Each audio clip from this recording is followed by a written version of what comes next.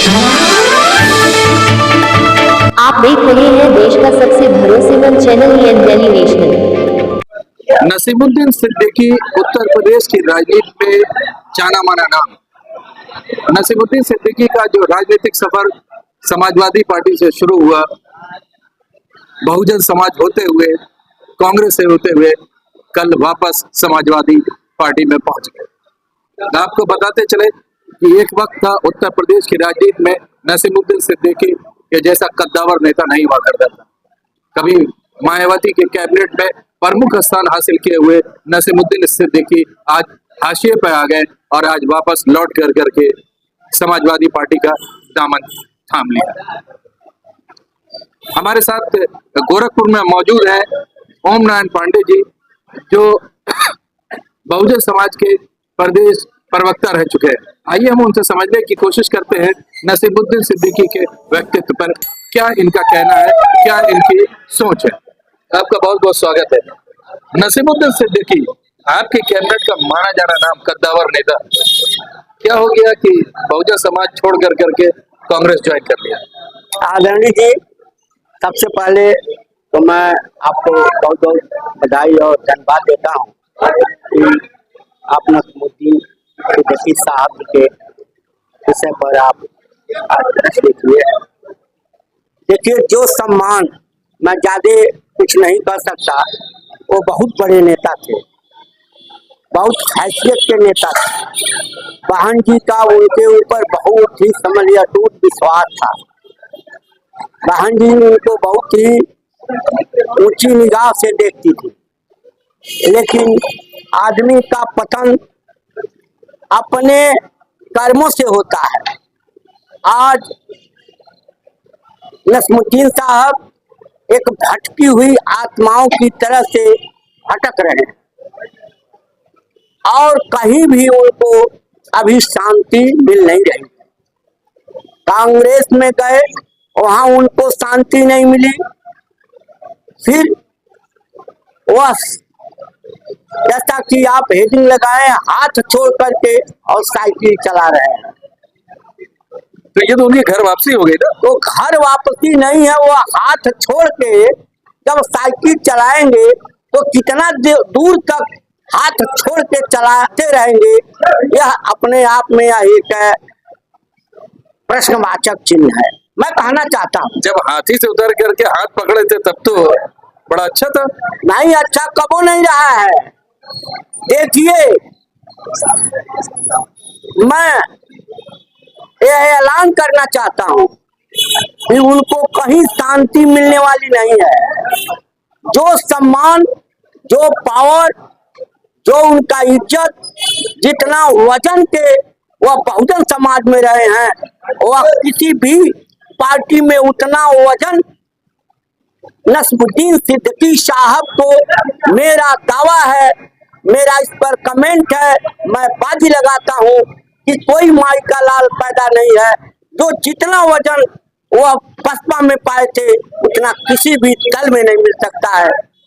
बहन जी बहुत ही दयालु है, बहुत ही करुणा है। बहन जी के जो शरण में जाता है, बहन जी उसको माफ करती हैं। अभी एक वाकया, आजमगढ़ की एक बहन थी, उसका ऋचा शायद यादव नाम है, किसी के बहकावे में आकर के कुछ बहन जी के ऊपर उसने कुछ टीका टिप्पणी कुछ अपने शब्दों से बोल दिया था। बहुत इस पर बवंडर खड़ा हुआ। बसपा के लोगों ने चिंता जाहिर की और विरोध किया। वह गायिका बहन जी के पास गई, बहन जी का पैर छुई, हाथ जोड़ करके माफी मांगा। देखिए बहन जी का कितना बड़ा दिल है, कितनी दयालु है। उसको उन्होंने कहा, बेटी तुमको मैं, उसके सर पर हाथ रखा और कहा कि मैं तुमको क्षमा करती हूँ, तुम आइंदा से ऐसा काम मत करो। इसी गोरखपुर में जय सिन्हानी की भी घर वापसी हुई। हाँ, वो सपा में चले गया वापस, आपके बस में। वापसी हो गई। तो क्या नसीमुद्दीन भी वापसी मारने के चांसेस है? यूसुफ साहब, राजनीति में आपको मैं कहना चाहता हूँ और बताना चाहता हूँ, जबान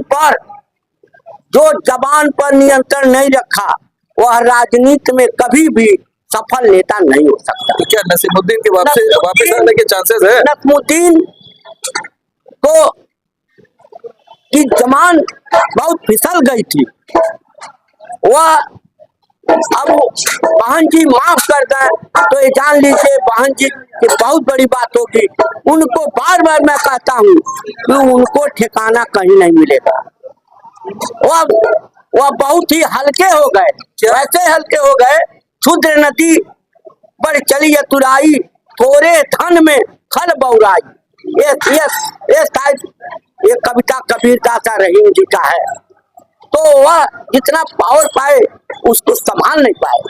आज वह मुसलमानों के, अल्पसंख्यकों के, बहुजन समाज के नेशनल लीडर होते, थोड़ा सा धैर्य धारण किए होते, थोड़ा बर्दाश्त किए होते, थोड़ी समझदारी से काम लिए होते, तो आज उनका वजन और कद आज देखने लायक होता। उनके लिए लोग लालायित होते कि नसीमुद्दीन साहब हमें हमारे वहाँ भाषण करें, समय दें। मेरे भाइयों, इसलिए मैं कहना चाहता हूँ कि यही मेरा उनके ऊपर कहना है कि भगवान उनको सद्बुद्धि दें, भगवान उनकी बुद्धि पर हमेशा एक तरह से न रहें, जहाँ रहें उनको वहाँ कदर मिले। अभी हमको अभी सपा में भी विश्वास नहीं है कि वो टिक पाएंगे। क्या सपा जो उनको लेकर के आई, कहीं ना कहीं ऐसा माना जा रहा है राजनीतिक में ये हलचल आ रहा है कि उनको आजम खान जेल में है, कोई सपा के पास मुस्लिम चेहरा नहीं है, तो ऐसा तो नहीं कि नसीमुद्दीन को प्रोजेक्ट कर करके पीडीए को जो है वो थोड़ा मजबूत करने की? भाई साहब अब आजम खान का दांव जो नहीं दे पाएंगे। आजम खान का एक क्वालिटी तो मैं तारीफ करता हूँ, एक पानी के हैं, इसलिए आजम खान की इज्जत है। जब तक आप एक पानी के नहीं रहेंगे कहीं आपकी इज्जत नहीं होगी। नसीमुद्दीन साहब, क्या लगता है कि नसीमुद्दीन साहब का राजनीतिक करियर खत्म? हमें कैसे कहें, ऐसे हम मतलब कोई भागने वाले थोड़े हैं, लेकिन यह एक कभी कठिन दौर है उनके राजनीतिक सफर का। उभर खाबड़ और टंकीले और कटीले रास्ते हैं। हाँ, अखिलेश अगर अभी मुस्लिम समाज का भी उनके ऊपर विश्वास नहीं है। मुस्लिम समाज पूरे, आप ये बताइए, आप स्वयं मुस्लिम है, उनके ऊपर विश्वास करते हैं? अभी उनके ऊपर मुसलमानों का विश्वास हट गया है कि जब ये बहन जी के नहीं हुए तो दुनिया में किसी के वह नसीमुद्दीन सिद्दीकी नहीं हो सकते हैं। क्यों नहीं? कि बहन जी इतना समझ लीजिएगा, सेकंड दर्जे के मुख्यमंत्री के बाद उन्हीं का स्थान था, उन्हीं का सारा विभाग था, और जो इतना पावरफुल हो वह इस कदर से छोड़ के बहुजन समाज को चला जाए। तो मैं कहना चाहता हूँ कि भगवान उनको सद्बुद्धि दें, उनके ऊपर ईश्वर का आशीर्वाद हो कि वह जहाँ हो तहाँ उनको अभी कुछ ऐसा स्थान मिले। हमको तो नहीं विश्वास है। हाँ, फिर ऐसा सुना जाता है कि उड़ जहाज की पंछी उड़ जहाज पर धावे। बहन जी हमारी देवी हैं, देवता के समान हैं। बहन जी ही उनको क्षमा कर सकती हैं, मान और सम्मान दिला सकती हैं। कि हम तो एक कार्यकर्ता हैं, बहुत एक छोटा गांव का एक कार्यकर्ता हूँ, हम उस पर ज्यादा क्या कहूँगा, अब इससे ज्यादा अब नहीं मैं कहूँगा। चलिए इनका साफ ये कहना है कि जो बहन जी का नहीं हुआ वो किसी का नहीं हो सकता है। आने वाले समय में देखना बड़ा दिलचस्प होगा कि नसीमुद्दीन सिद्दीकी क्या सपा के अंदर मुस्लिम चेहरा बन पाते हैं या नसीमुद्दीन सिद्दीकी फिर हाशिए पर मौजूद हो जाते हैं, जिस तरह इस वक्त हाशिए पे है और जमीनी राजनीति को तलाशने की कोशिश कर रहे हैं।